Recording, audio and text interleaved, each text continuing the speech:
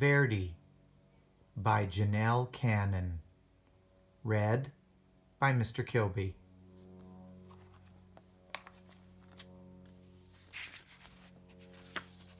Verdi.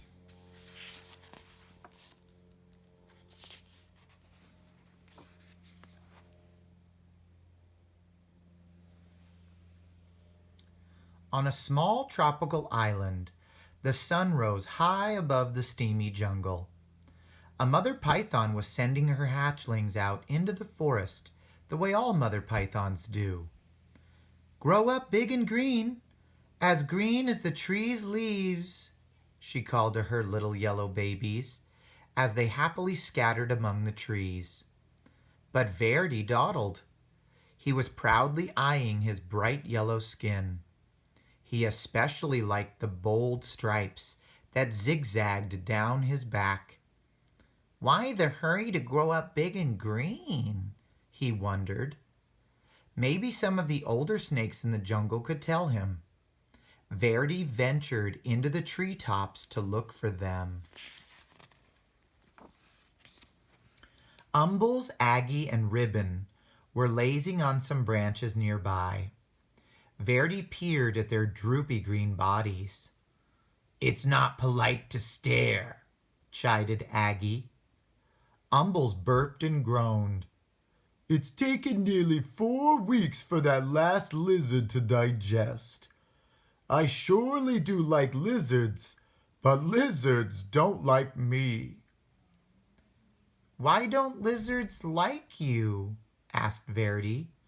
"Don't interrupt," Umbles grumbled. "Dear me," whined Aggie. "If I don't shed soon, this itchy skin will drive me bananas." Verdi tapped a tune with his tail as he waited to speak. "Stop that, Verdi. It makes me nervous," Ribbon complained. "Besides, you'll never grow up to be properly green, always interrupting and constantly fidgeting." Verdi couldn't imagine being in such a hurry to be like them, and he really wanted to keep his sporty stripes. Hoping to find snakes that weren't so boring, Verdi slipped away.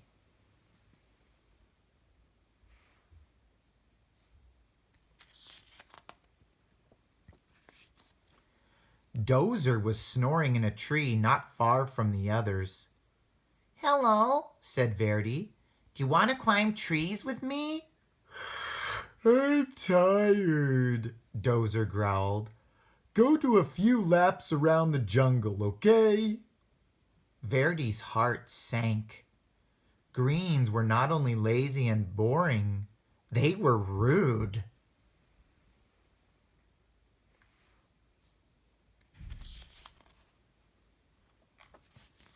At the top of a very tall tree, Verdi gripped one branch with his tail and another with his little snake jaws. "I will never be lazy, boring, or green," he thought. "I will jump and climb and keep moving so fast that I will stay yellow and striped forever." Then Verdi let go.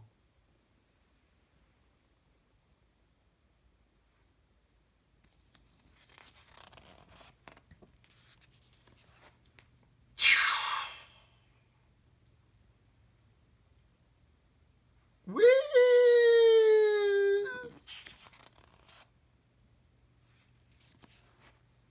From a distance, the greens watched. "Oh my," they chorused. Ribbon shook his head. "At this rate, he'll be lucky to make it to his first molt." Aggie nodded. "He's likely to put an eye out on a branch." Umbles moaned. "He may not live to turn green."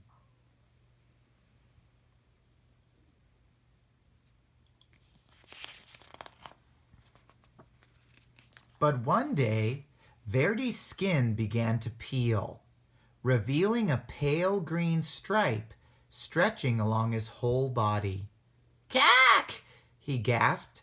"How can this be? I'm the speediest snake in the jungle, and I'm still turning green."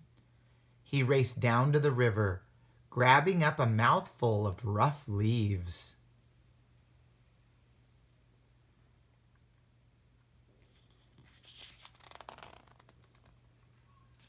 Verdi flung himself into the water.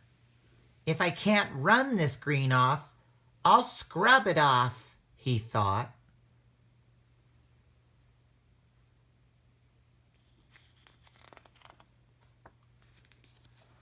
His frantic splashing caught the eye of a large bottom feeder cruising the murky depths. "Yum," the old fish hummed. "Lunch."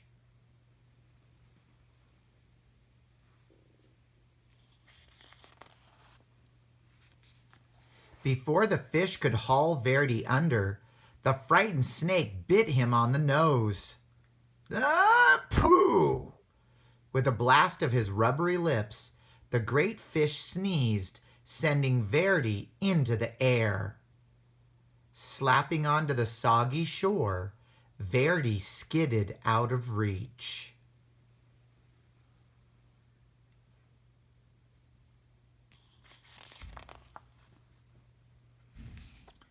"Phew, that was close," he sputtered. Every inch of his body was covered with wet, gloppy mud. Kind of lumpy, kind of brown. It sure beats being green." He left the mud on.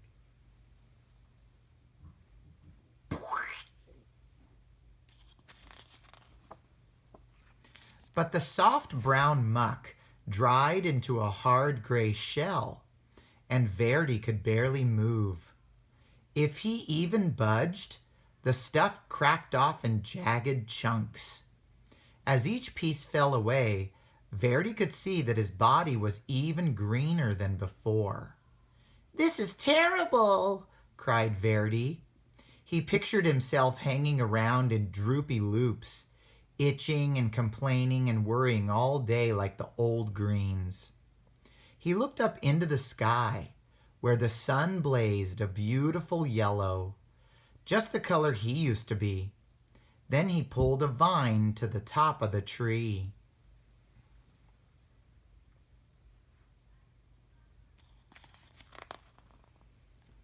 Launching himself from the treetop, Verdi startled a flock of colorful birds. He became dizzy with delight, sure the bright sun and his lofty speed would turn him golden again. In his joy, Verdi forgot he would fall back to earth.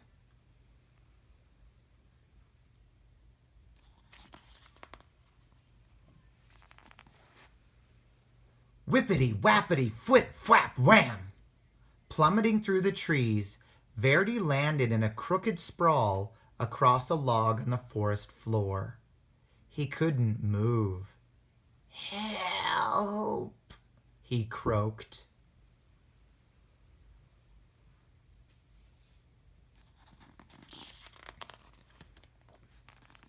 As usual, the Greens had been watching Verdi's antics. They moved quickly to where he lay. "Didn't we say it would come to this?" Umbles said, shaking his head. Aggie sighed. "Lucky thing he's still got 2 good eyes." They gently lifted Verdi up to a safer place, where they could watch over him while he healed.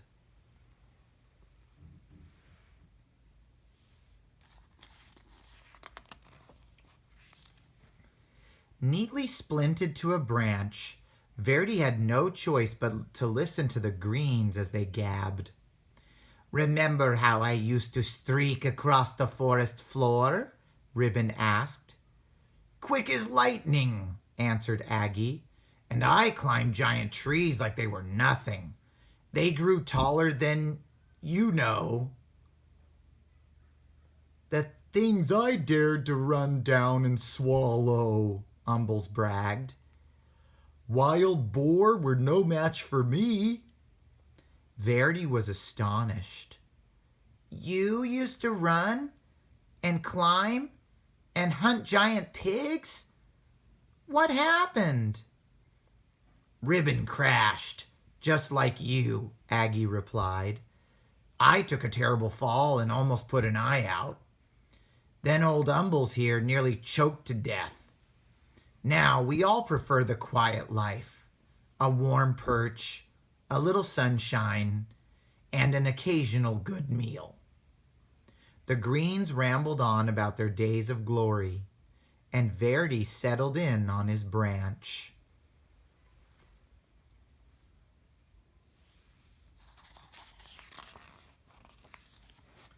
Finally, one afternoon, Umbles said, "Looks like you are ready to go again."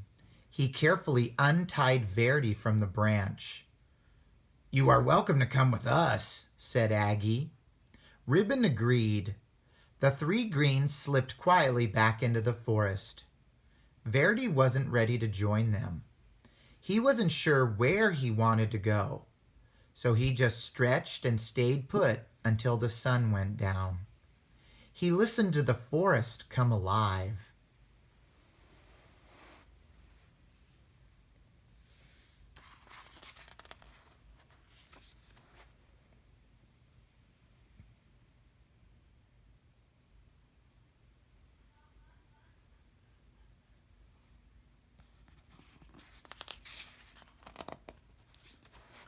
Time passed.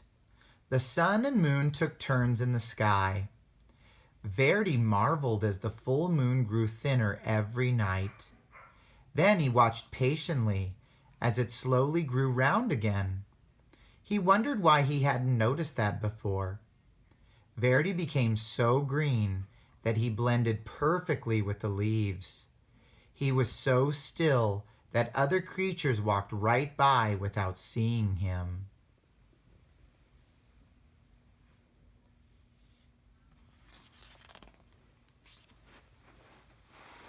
One fine morning, as Verdi basked in the sunshine, two small yellow snakes approached. They tapped and fidgeted as they stared. "Get a load of that old green guy," one of them whispered. "Do you think he ever moves?" The other snickered. "I seriously doubt it." "They're just like I used to be," thought Verdi. "And I'm now what I was afraid to be." He looked at his big green body and slowly smiled. "How would you like to climb trees with me?" he asked. "With you?" The yellows were astounded. "I'll even show you my fancy figure 8, Verdi replied, though he was a little worried about putting his eye out.